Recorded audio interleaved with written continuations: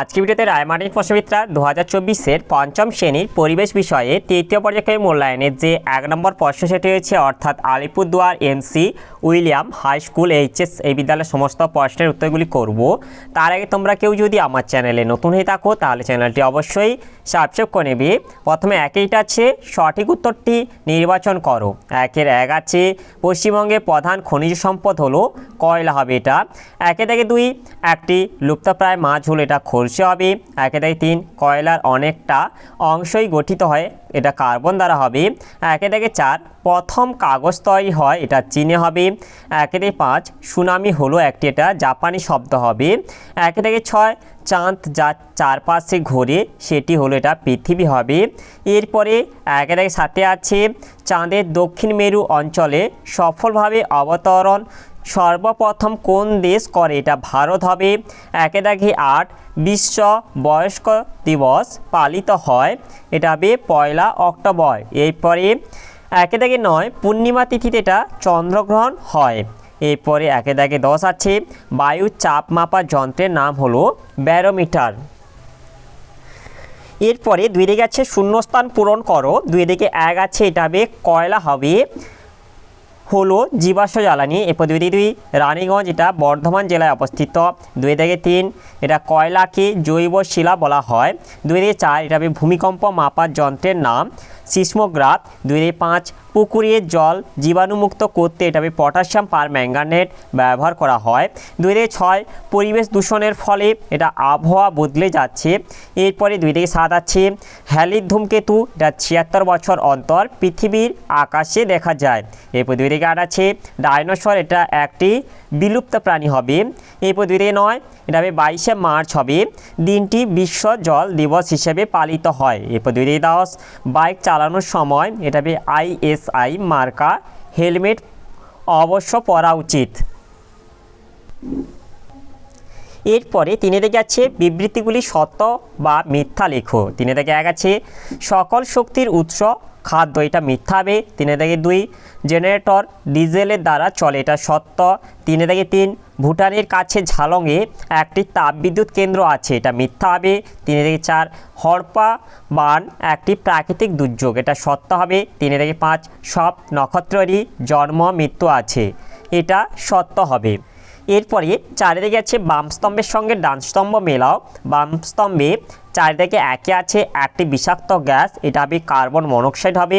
4-এর 2 শিশুদের একটি অধিকার এটা হবে অবৈতনিক ও বাধ্যতামূলক শিক্ষালাভ। 4-এর 3 শ্রীমতী প্রতিভা পাতিল এটা হবে ভারতের প্রাক্তন রাষ্ট্রপতি। এরপর 4-এর 4 বিডিও এটা হবে সমষ্টি উন্নয়ন আধিকারিক। এরপর 4-এর 5 আছে কয়লা ও পেট্রোলিয়াম এটা হবে জীবাশ্ম জ্বালানি। এরপরে 5-এর আছে এক কথায় উত্তর দাও যে কোনো 10টি। 5-এর 1 আছে কালো হিরে কি? কালো হিরে হলো কয়লা। 5-এর 2 সবচেয়ে নিম্নমানের কয়লা কোনটি? সবচেয়ে নিম্নমানের কয়লা হলো পিট। 5-এর 3 প্রডিউসার গ্যাস কি? প্রডিউসার গ্যাস হলো একটি জ্বালানি গ্যাস। 5-এর 4 টেলিস্কোপ কি কাজে ব্যবহার করা হয়? এই যে এখানটাতে আমাদের আছে যে আমাদের থেকে বহু দূরে থাকা আকাশে বিভিন্ন জ্যোতিষ্ক দেখার যন্ত্র বা দূরবীন হলো টেলিস্কোপ। এক কথায় দূরের জিনিস দেখার যন্ত্র হলো টেলিস্কোপ। অর্থাৎ টেলিস্কোপ দিয়ে আমরা আকাশে বিভিন্ন জ্যোতিষ্ক দেখতে পাই। এরপরে 5-এর 5 আছে সুন্দরবন কোন জেলায় অবস্থিত? সুন্দরবন দক্ষিণ 24 পরগনা জেলায় অবস্থিত। 5-এর 6 আমাদের দেশের বর্তমান জনসংখ্যা প্রায় কত? আমাদের দেশের বর্তমান জনসংখ্যা প্রায় 140 কোটি। 5-এর 7 ছায়া কিভাবে উৎপন্ন হয়? কোনো আলোক উৎসের পথে বাধা সৃষ্টি হলে ছায়ার সৃষ্টি হয়। এরপরে 5-এর 8 আছে সোলার লাইট কি?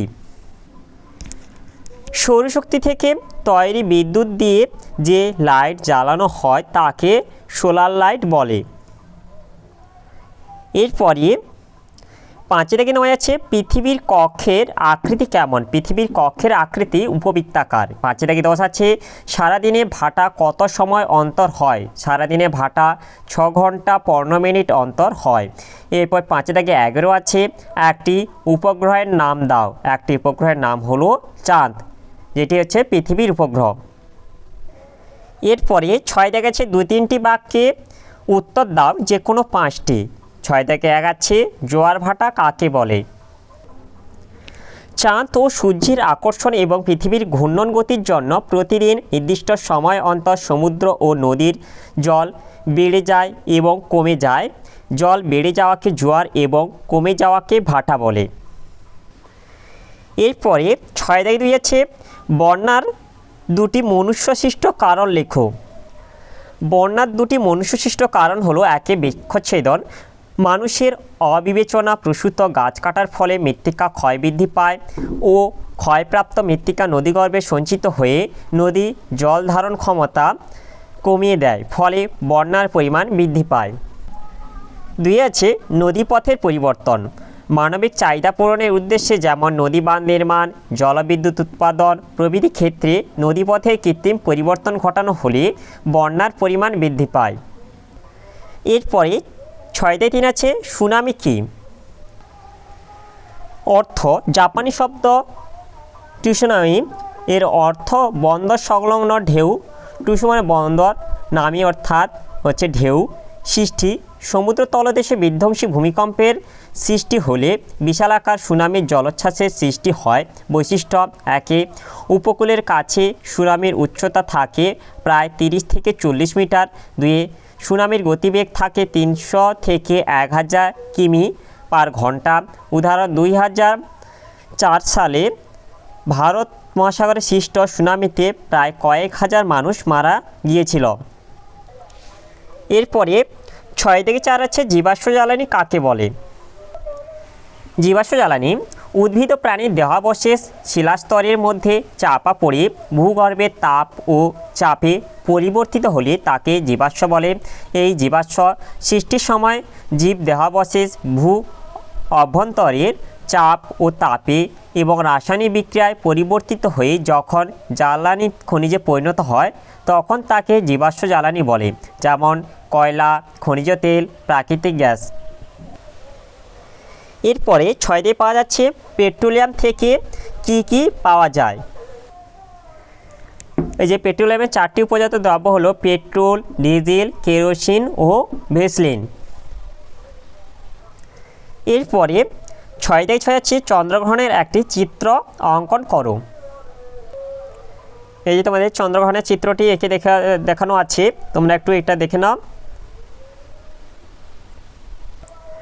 তাহলে আজকে ভিডিওতে আমরা পঞ্চম শ্রেণীর পরিবেশ বিষয়ে যে একে দাগে Alipurduar MC William high school HS এই বিদ্যালয়ের সমস্ত প্রশ্নের উত্তরগুলি শেষ করলাম। আর তোমরা কেউ যদি আমার চ্যানেলটা এখনও সাবস্ক্রাইব করে রাখোনি তাহলে চ্যানেলটি অবশ্যই সাবস্ক্রাইব করে নেবে। ভিডিওটি ভালো লাগলে ভিডিওটিকে অবশ্যই লাইক, কমেন্ট ও শেয়ার করতে ভুলবে না।